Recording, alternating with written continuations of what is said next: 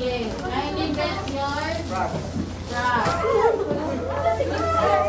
Ang usa ka partner mo ay mugunit sa specimen, ang usa mo ay measure or will do the kaning external anatomy.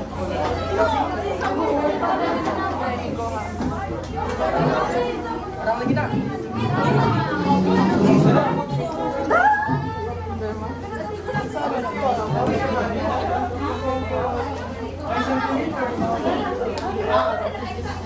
Okay, sige na.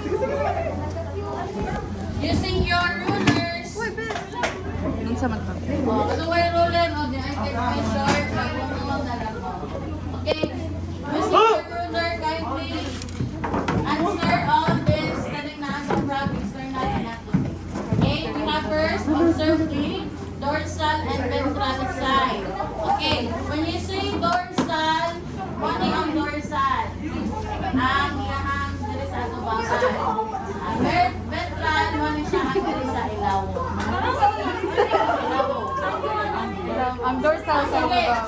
Okay, enough. Karon, para di mo mag-lisod, magkalamang ipag-analyze daan inyong mga kuan.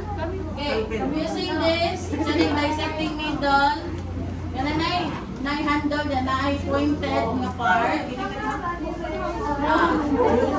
Kana, pag nasa, okay.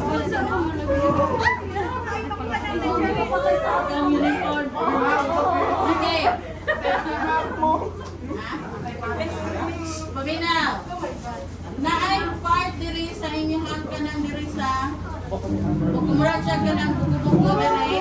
Tusoko na ninyo naay part diha nga murag hollow, pangitaan lang ninyo, then if magtusok na ninyo i-slant gamay, isuksok dito, then i-kulito-kulito. Then in that way, ang atong ikuha na ang iyahang spine. Okay, so para imuto siyang ikuha sa legend back in.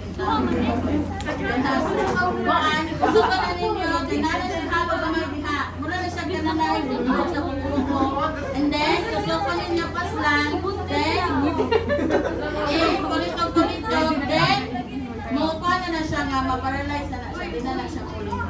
Okay, ayaw pala kiog, anaha, kanang ipa 90 degrees ninyo, kay 9 possibility diri mo,